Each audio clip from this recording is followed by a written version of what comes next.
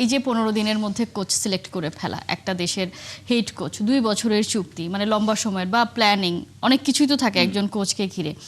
এই অল্প সময় একেবারেই যথেষ্ট নয়। তাহলে বাফুফে এটা কেন করলো? আপনি কিছুক্ষণ আগে নিজেই বলছিলেন যে আমরা প্রায় 1 বছর ধরে বলছিলাম যে শেষ হয়ে যাচ্ছে কাবরেরার সাথে মেয়াদ এবং কাবরেরা পারছে না এই দলটাকে ম্যানেজ করতে।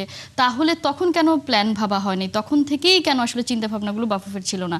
বাফুফেকে নিয়ে সবারই একটা অভিযোগ, বাফুফে এখনো পেশাদার হতে পারেনি। আপনারও তাই মনে হয় কিনা? ওয়েল, এক কথা না হলেও চলবে। সত্যি কথাটা কি আসলে বাংলাদেশের আসলে আমি এই জিনিসটা যেটা ফিল করি, আমরা হয়তো কোনো পার্টিকুলার একটা টপিক এখন আলোচনায় বলে বলছি তারা পেশাদার হতে পারেনি, অবভিয়াসলি পারে নাই, এই প্রশ্ন তোলাই যায়, করাই যায়, কিন্তু বাংলাদেশ আসলে কোন জিনিসটা ঠিক পেশাদার? আমরা নিজেরা বা let's say Bangladesh cricket board দেশের সবচেয়ে স্পোর্টসের বড় গভর্নিং বডি, সেখানে আপনি অসংখ্য বিপিএল হলেই আমরা এই আলোচনাগুলো করি, ফুটবলের ক্ষেত্রে এখন করা হচ্ছে। সো আমাদের আসলে পেশাদারিত্বের ঘাটতি জাতি হিসেবে সবখানেই আছে, এটা হচ্ছে নাম্বার 1।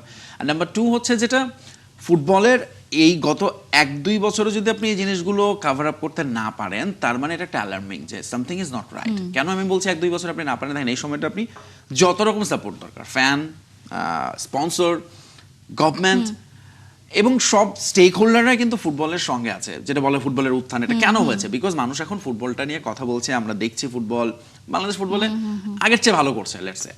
সেই জায়গাটায় যদি আমি দেখুন এই জিনিসগুলো আমার তো খুব বেসিক জিনিস, আমার এই ধরনের স্ট্রাকচার, আমার কোচিং, আমার ফিনান্স, সো এই বিষয়গুলো আসলে গত 1-2 বছরে ঠিক হওয়া উচিত ছিল, এবং বাংলাদেশ ফুটবল ফেডারেশন সেই জায়গাটায় পেশাদার হওয়ার চেষ্টা করেছে। তারা বেশ কিছু কমিটি বা আমি বলবো যে টিম ফর্ম করেছে, যেটা আসলে হওয়া আগে ছিল না বাংলাদেশ ফুটবলে। ফলে সেই জায়গাটা আমার তো মনে হয় যে ইভেন অনেক অন্যান্য স্পোর্টস গভর্নিং বডির চেয়ে বাংলাদেশ ফুটবল ফেডারেশন পেশাদার। কিন্তু ওই যে গত ধরুন অনেকগুলো বছরের আসলে একটা ঘাটতি আছে, তো সেই জায়গাটা আসলে কাটিয়ে উঠতে বাংলাদেশ ফুটবল ফেডারেশনের সময় লাগছে অবভিয়াসলি।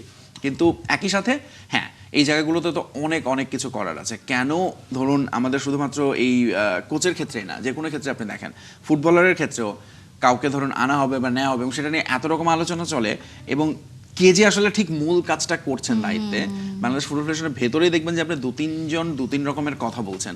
সেই জিনিসগুলো আসলে বেশি কনফিউশন তৈরি তো করেই। কিন্তু কোচের ক্ষেত্রে অ্যাটলিস্ট এইটা খুবই ভিজিবল ছিল, কাবরেরার বিদায় খুবই ভিজিবল ছিল। বাংলাদেশের নেক্সট ফুটবলে কিন্তু এটা একটা সুবিধা, আপনি জানেন যে আপনার সাইকেল কি আগামী 5 বছর পর্যন্ত আপনি কোথায় কি কি খেলতে হবে। সেই জায়গাটায় বাংলাদেশ ফুটবল ফেডারেশনের প্রপার প্ল্যানিং করার সুযোগটা ছিল, যেটা তারা মিস করে গেছে অপরচুনিটি। এবং এখন ধরুন এসে হচ্ছে, কারণ এখন আমার হাতে আর অপশন নেই, সময় নেই, ঘুরে ফিরে ওই লাস্ট মোমেন্টে এসে আমাকে এটা করতে হচ্ছে। ধরুন এই কমিউনিকেশনটা যদিও গভর্নমেন্টটা নতুন ফর্ম করেছে, বাট স্টিল যেহেতু ফুটবলের লোক আমিনুল হক, তার সঙ্গে হয়তো বাংলাদেশ ফুটবল ফেডারেশন আগে থেকে যোগাযোগটা করতে পারতো, তাহলে তিনিও হয়তো একটু আগে থেকে প্ল্যানিং করে আরও আগে বলতে পারতেন পরিকল্পনা বা অর্থ মন্ত্রণালয়কে। সেই জায়গাগুলোতে তো ঘাটতি তো আছেই। এখন আমাদের এইসব নিয়ে চলতে হবে, বাস্তবতা হচ্ছে এইটাই। এবং উই হোপ যে খুব দ্রুতই আসলে বাংলাদেশ দলের অ্যাটলিস্ট এই কোচিং ইস্যুটা, মানে হয় না একটা বাবা মা ছাড়া একটা পরিবার, তো আমাদের কোচ ছাড়া এখন ন্যাশনাল টিম, এবং সামনে যখন ক্যাম্প শুরু হবে সেখানে যদি আপনার ওই মেইন কোচটা না থাকে, তিনি যত সময় পাবেন দলের জন্য আসলে তত ভালো।